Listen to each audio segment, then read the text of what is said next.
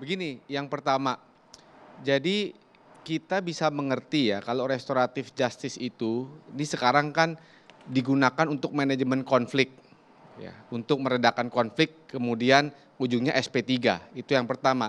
Tapi ada catatan kritis sebenarnya tentang restoratif justice itu sendiri. Kenapa? Begini, pertanyaan pertama saya. Restoratif justice itu kan privatisasi persoalan kriminal. Privatisasi itu artinya ya sudahlah, saya dan kamu berdamai, tindak pidananya kita selesaikan di luar pengadilan. Oke, kalau tuduhan persangkaannya hanya pencemaran nama baik. Karena kalau pencemaran nama baik kan urusan Pak Jokowi dan Bang DHL dan Bang Egy Sujana.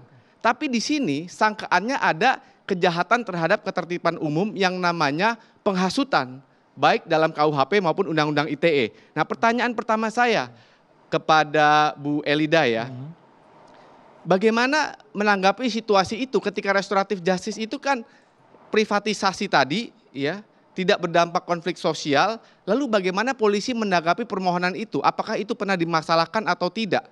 Karena ingat begini, kalau tuduhannya kejahatan terhadap ketertiban umum artinya ini menyangkut publik.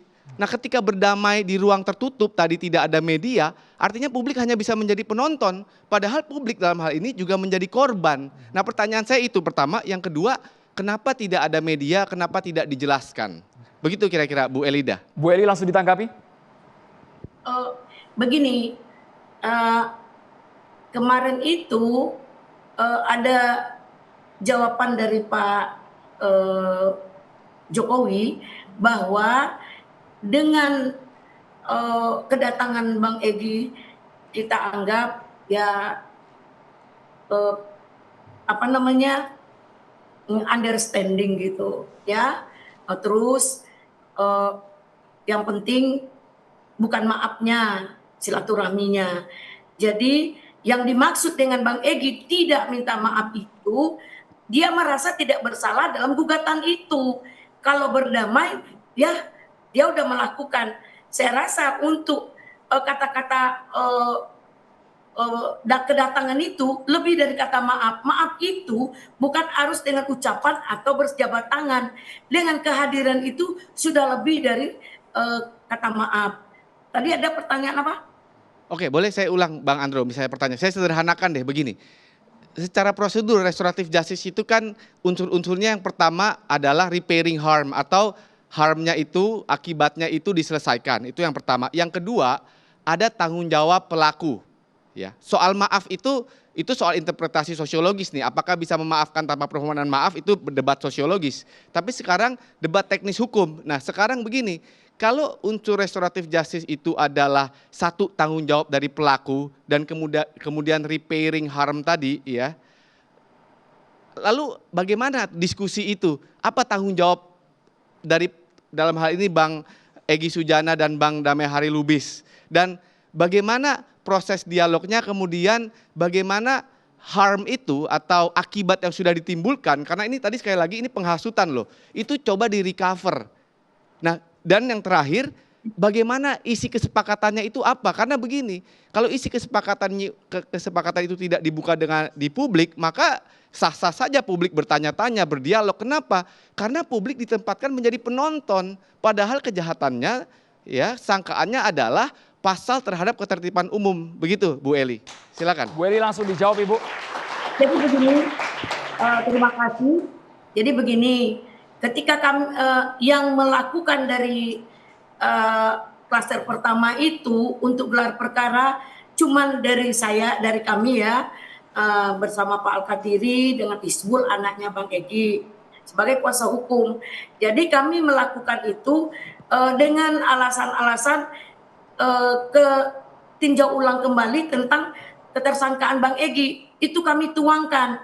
Jadi itulah yang menjadi pedoman bagi Pak Jokowi untuk yang tadi saya sampaikan. Sorry Bu Oli, saya potong. Dalam hal ini, aspek mana yang ditinjau kembali kalau boleh lebih spesifik? Di BAP. Ya, alasan hukumnya Bang Egy tidak pernah di BAP.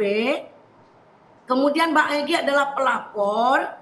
Kemudian Bang Egy adalah pengacara yang sedang membela kliennya, yaitu tentang Jokowi undercover yang Pak Gus Nur dengan Bambang Tri.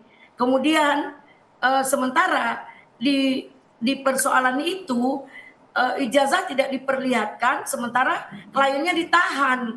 Nah itu yang jadi persoalan Bang Egy ke Barreskrim. Nah saya sepakat dalam suatu hukum menyatakan itu manajemen konflik.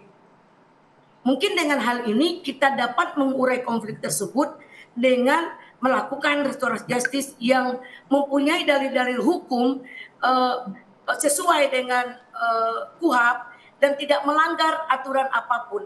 Yang paling mendasar karena ini adalah delik aduan.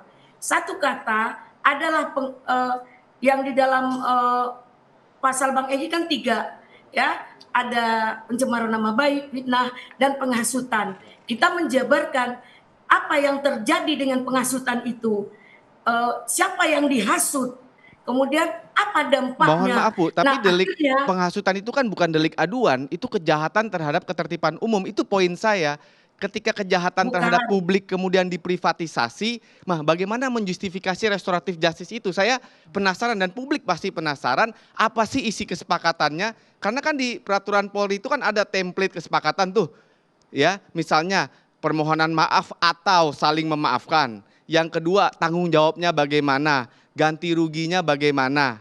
Pelaku tidak akan mengulangi tindak pidana lagi. Nah, kira-kira bisa nggak kita dijelaskan supaya ya kita tidak menerka-nerka nih sebenarnya apa sih yang terjadi nih kok tiba-tiba berdamai gitu. Yang kedua, yang menarik lagi, kok rasanya restoratif justice ini tadi yang memohon Bang Egy dan Bang DHL melalui Ibu, tapi kok pasang harga tinggi gitu loh. Saya tidak mau minta maaf, saya tidak mau ada media. Nah, bagaimana strateginya tuh bisa pasang harga tinggi kemudian berdamai? Karena saya juga sebagai advokat kadang-kadang ditawarin restoratif justice, kita justru yang harus kasih pasang harga diskon. Kalau kita mewakili tersangka misalnya, silakan Bu. jadi begini, karena kita melibatkan polisi, yaitu penyidik bernama Pak Rosadi, kemudian karena kita takut ada fitnah, dengan digoreng-goreng, nanti kalau ini bawa sekian deal-dealnya kan begitu. Jadi dengan hal ini kita hanya minta bantu apakah di sana setuju dengan ini.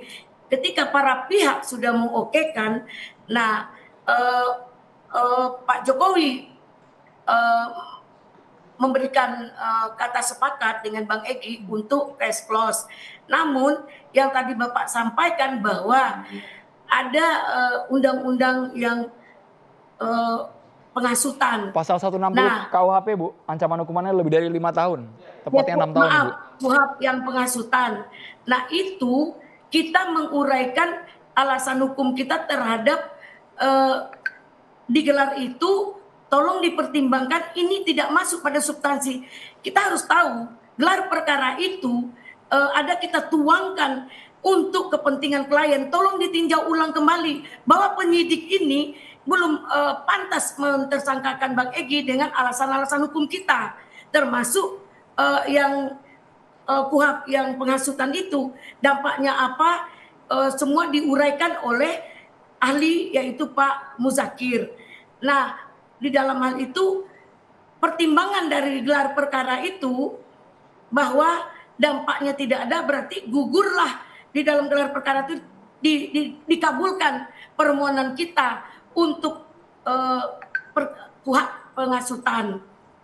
Nah untuk yang fitnah dan ini itu dilakukan oleh Pak Jokowi.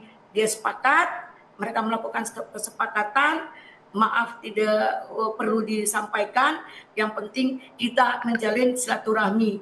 Itu yang saya langsung dengan Pak Jokowinya gitu. Bang Aris dengan ditanggapi Bang, ada gelar perkara lagi, kemudian gugur pasal 160 KUHP-nya dianggap boleh gini, yang pertama Bu, jadi saya asumsikan restoratif justice ini memakai perpol ya, karena tidak memakai KUHP atau KUHP baru. Karena justru kalau memakai KUHP baru dan KUHP baru, ini nggak masuk karena hukumannya di atas 5 tahun karena ada pasal penghasutan. Itu yang pertama.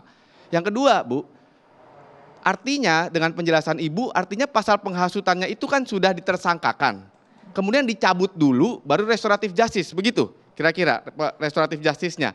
Yang ketiga, bagaimana dengan kriteria-kriteria lain dalam restoratif justice? Misalnya yang pertama adalah tidak ada konflik sosial.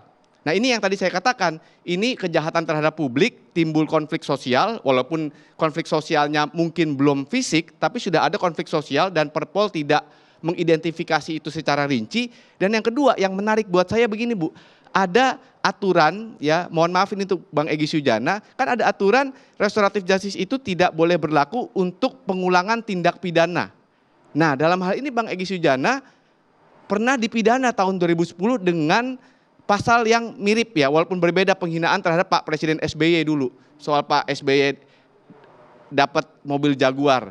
Nah bagaimana mengatasi prosedur-prosedur itu? Apakah ini termasuk klasifikasi residivis yang membuat barrier ya to entry kepada restoratif justice itu? Begini, karena betul tadi soal manajemen konflik bisa dimengerti lah ya. Mungkin saya bisa mengerti, oh ini mungkin langkah politik ya yang menguntungkan bagi keduanya.